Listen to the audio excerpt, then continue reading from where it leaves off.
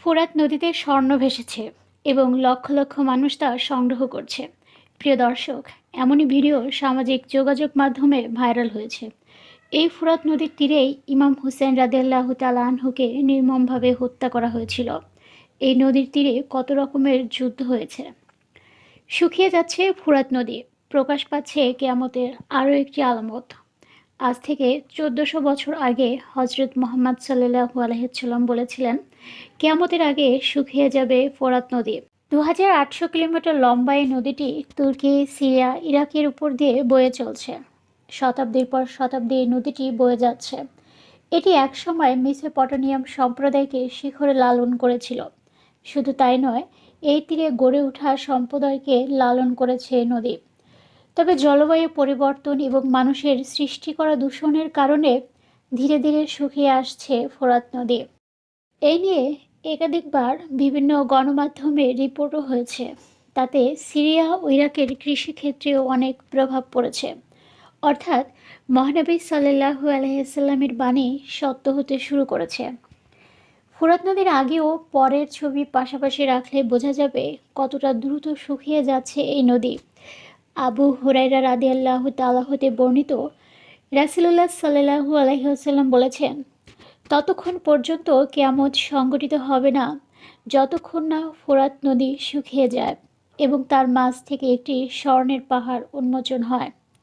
মানুষ এই স্বর্ণের জন্য যুদ্ধ করবে এবং প্রতি ১০০ জনের মধ্যে ৯৯ জনই মারা যাবে এবং তারা প্রত্যেকেই ভাববে, হয়তো আমি সেই বেঁচে যাওয়া একজন হব।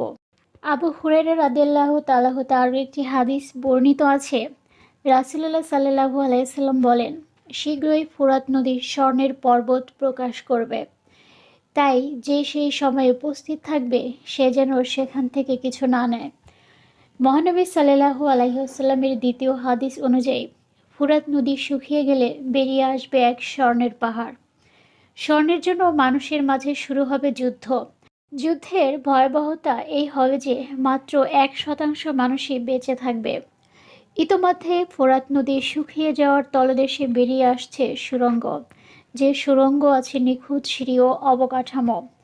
প্রত্নতাত্ত্বিক ও গবেষকদের ধারণা, ফোরাত নদীর তলদেশে বা আশেপাশে স্বর্ণের খনি রয়েছে। বলছে প্রাকৃতিক বা কারো মতে এটি প্রাচীন সভ্যতা যারা বিলীন হয়েছিল।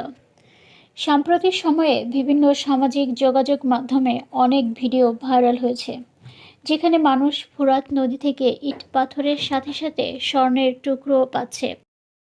ফোরাত নদী শুকিয়ে গেলে আমাদের কি করণীয় তা কি জানেন? ফোরাত নদী শুকিয়ে যাওয়া অন্য সব নদীর মতো স্বাভাবিক নয়। এটি পৃথিবীর সমাপ্তি হয়ে যাওয়ার যোগসূত্র রয়েছে। প্রিয় দর্শক, এই স্বর্ণ কিন্তু বিশ্বাসীদের জন্য নয়। এই স্বর্ণ আমাদের জন্য ভালো কিছু বহন করবে না। আমাদের প্রিয় নবী এই স্বর্ণের পাহাড়ে হাত না দিতে বলেছেন।